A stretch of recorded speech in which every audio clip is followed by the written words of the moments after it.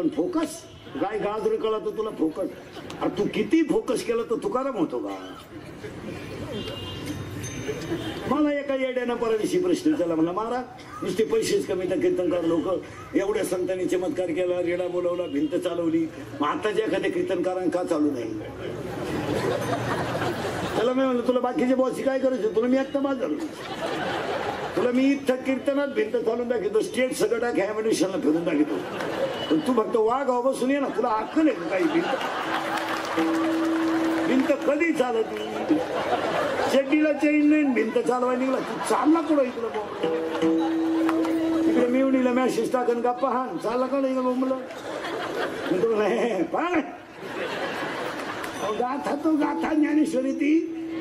माणसांना शिवाजी महाराज करायची काय किंमत आहे? तू कुत्रेश, तू वाघ या नावाच्या कुत्र्याला कळले होते, माणसाने काला कौतुक करावं?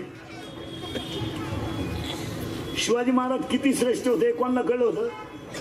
वाघ्या नावाच्या कुत्र्याला. तुकाराम महाराज किती मोठे होते दगडाला कळलं होतं. सुशिक्षितांच्या मेंदूला काय ताण द्यायचं काम आहे? काय डोक्याला खोराक करायचं काम आहे? गाथा किती श्रेष्ठ आहे हा कोणाला कळला? दगडाला कळला. माऊली किती श्रेष्ठ हे निर्जीव भिंतीला कळलं. तुमच्या मूर्ख बोलण्याला काय किंमत आहे?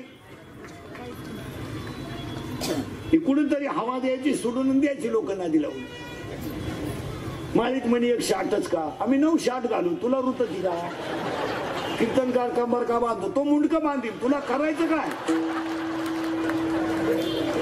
भावनाटपणाचे प्रश्न फक्त समाजामधली अस्थिरता बिघडून द्यायची. काय मदत? एक तर कुठंतरी लोक बिचारे हॉटेलमध्ये बसून एकत्र गप्पा मारायला लागलेत, कुठंतरी लोक चालताना एकमेकाला रामराम घालायला लागलेत, कुठंतरी माणसं थोडी जवळ यायला लागली ना, बोंग्या करून द्यायचं. कळत काय वांग नाही. आणि लोकांनी म्हणतो